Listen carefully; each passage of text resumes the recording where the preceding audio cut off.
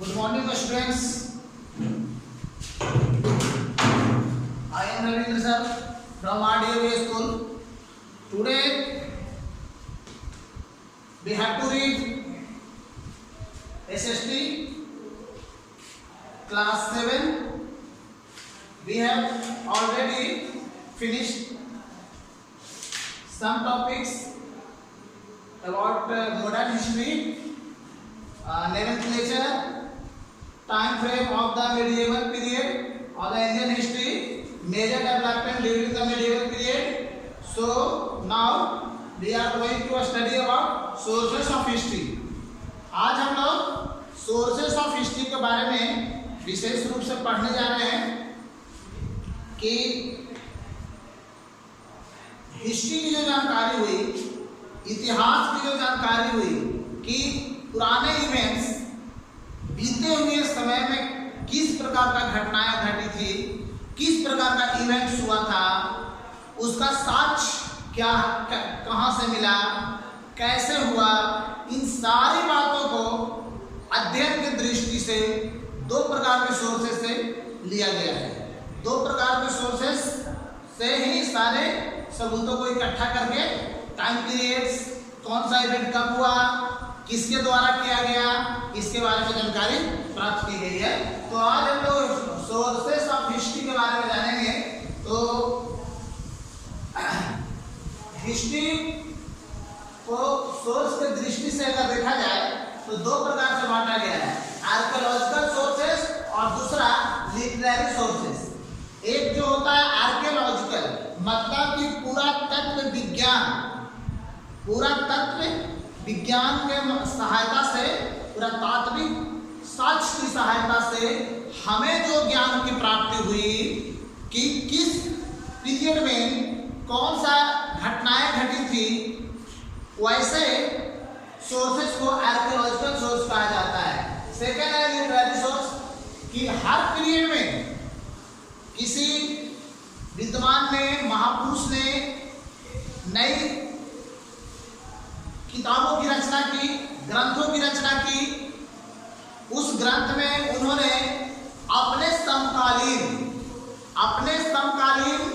राजाओं के बारे में, महलों के बारे में, उनका राज्य के विषय में जो वर्णन किया वो हमें उनके ग्रंथों में मिलता है। इसीलिए हम लोग उसको लिटरेरी सोर्सेस के नाम से जानते हैं। तो आज हम लोग विशेष रूप से देखेंगे तो आर्कियोलॉजिकल सोर्सेस में इंस्क्रिप्शन। इसका इंस्क्रिप्शन क्या है? Inscriptions are written on plates of copper और engraved on a stone and rocks have been found in large number in several villages।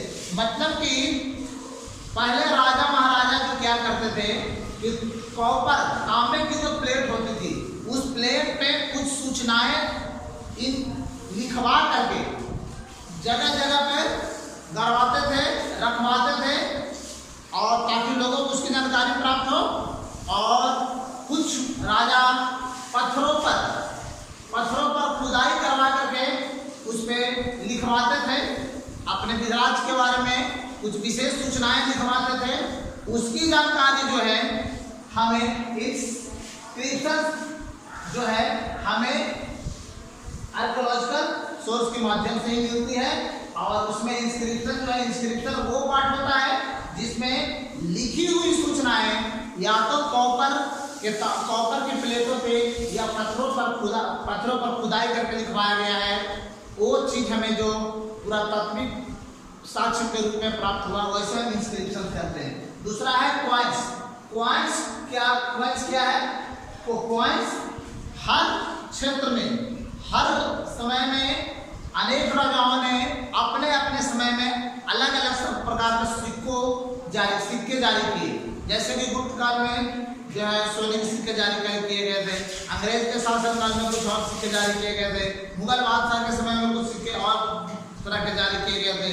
तो इन तरह के सारे सिक्कों को अध्ययन करने से हमें ये पता चलता है कि किस पीरियड का है और किन राजा महाराजा के द्वारा इसे चलाया गया था। इसके बारे में the study of coins help to deal the important historical personalities, event and economic condition of a period। और ये पता चलता है कि उनके समय में इकोनॉमी क्या है, सिक्के का महत्व क्या था, पैसा कितना रुपया कमजोर था मजबूत था, ये सब हमें जो है पॉइंट्स की अध्ययन से पता चलता है।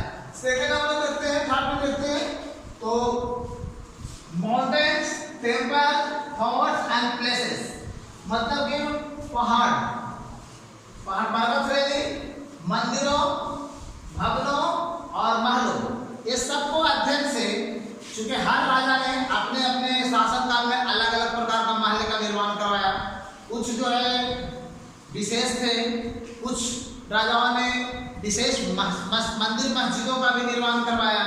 तो उनके बारे में अध्ययन करके, उन मंदिर मस्जिदों को अध्ययन करके हमें उसकी विशेष जानकारी प्राप्त होती है और ये पता चलता है कि ये घटनाएं इतिहास में कब घटी थी, किसके द्वारा करवाया गया था। तो mountains, temple, fort and places, there are many temples, forts and places help to understand the different helps to understand, sorry यहाँ helps HEL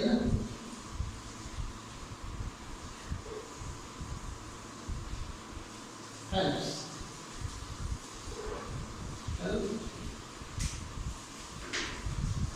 there are many temples, forts and places help to understand the different styles of architecture। मतलब कि ये हमें मदद करती है कि मंदिर की बनावट को देख करके, भवनों की बनावट देख करके ये हमें पता चलता है कि जिस समय ये मंदिर का निर्माण करवाया गया था उस समय वहाँ का आर्किटेक्चर, मतलब कि कला कितना निपुण था, कौशल कितना निपुण था, कितना अच्छी कौशल और कुशलता कारीगरों के पास थी, उसकी जानकारी हमें इस बात से मिलती है। आगे देखिए, in different style of architecture various rulers, अलग अलग राजा थे। जैसे हाँ बृहदेश्वर टेम्पल देखिए तंजौर में है, जो बृहदेश्वर टेम्पल के बारे में देखिए, उसकी बनावट कुछ और है, नक्काशी कुछ और है। केंद्र इसको कंदरिया महादेव टेम्पल देखिए, इसकी कुछ और है।